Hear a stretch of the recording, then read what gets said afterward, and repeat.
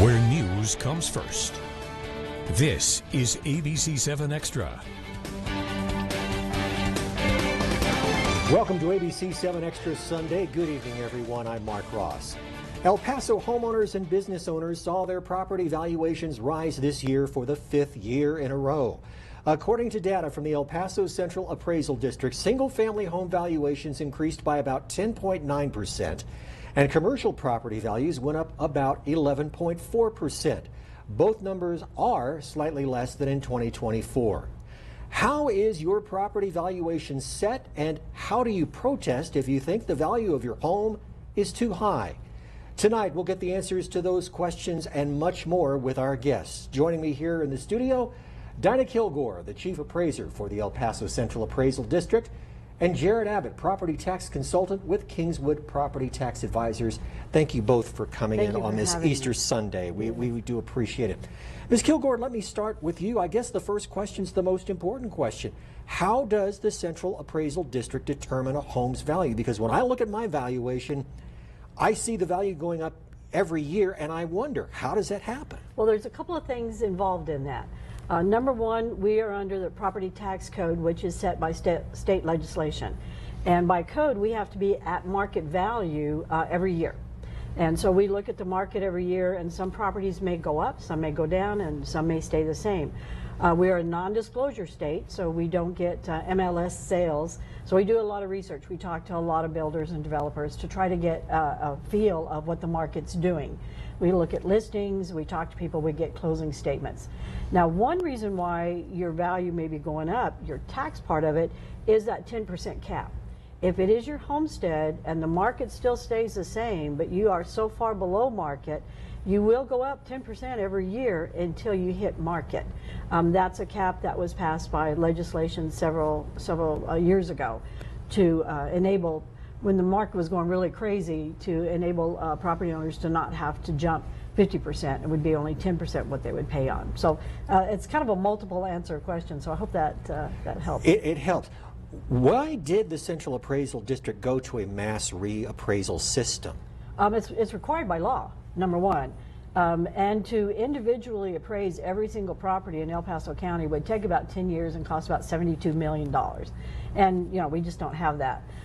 We are supposed to mass appraise, which is we look at properties within a neighborhood and we kind of kick out the outliers. We look at what the median is. If you've ever heard of a bell curve in mathematics, we look at the median, and we have to set properties based on market and equity. You know, what is your neighborhood going for? What are the sales going? And so that is how we're required under uniform standards of professional appraisal practices and under tax code to appraise at kind of a mass appraisal basis. So what is the average home value in El Paso? Is there such a thing? Well, there is and there isn't. Yes, there is. The average in the entire county runs about $237,000, $240,000 per home countywide. Now, the Board of Realtors have it at about $265,000, but then they have access to sales that we don't. You have homes all the way, we value homes all the way from Tornillo to Anthony and Canutillo. So we cover, and all the way out northeast, so we cover a large area here in El Paso County that we have to look at. So in some areas, your average home would be below or around $100,000. In other areas, it's going to be a lot higher. When I look at my property tax bill later this year, how does your appraisal for my home figure into the tax rates that are charged by the city, the county, the school districts, the hospital district? Okay, the appraisal district must have a protest season. We love everybody protesting. We want them to, we need to know the individual characteristics of the property, and that's where Jared comes in. So we have a protest season, then about 95% of all protests must be heard, and we must turn over our appraisal roll to the taxing entities by July 25th. They use that roll to determine what type of rate they may need, and based on the services the public wants. You know, do we need to expand police, fire? Do we need more parks? What does the public want? And that's up to the individual entities as to what tax rate they need to set.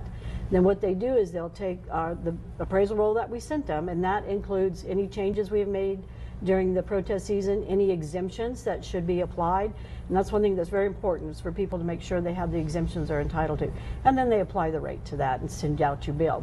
Appraisal District has nothing to do with that part of the process. Now, Mr. Abbott, how does your company help a homeowner who wants to file a protest? So we handle the protest process entirely for our clients. For some people, it's a very lengthy process. It could take multiple days. There's a lot of paperwork that goes into it as well. A lot of homeowners don't have the time nor the reason to do it, and so we take the time out of our days, and it is part of our job to assess these properties and help them protest these properties. Can you discuss the various reasons for filing a protest? I mean, I looked at the notice, and there's like 14 different reasons on there. Yes, so there are a number of different reasons, the most common of which is going to be for incorrect market value. Sometimes you also have exemptions that weren't applied that should be applied, but a number of those exemptions or a number of those reasons for protest don't apply to all homeowners, but a mass majority, I would say probably about 95% of those protests should be for the market value. You disagree with what your market value on the property is. And you only have May 15th or 30 days after you've received your notice to file, correct? Correct. That's correct. You can file a late, but if it is late, it has to go before the Appraisal Review Board. The chairman of the Appraisal Review Board is the only one who can grant a late hearing based on good cause. So we always tell everybody when we're visiting with them, file your protest. Then do your research, and if you find that your value is fine, is all right, and you don't want to come to your hearing, just don't show up. There's no penalty for not showing up. But we always tell everybody, file the protest so you don't miss that deadline. All right.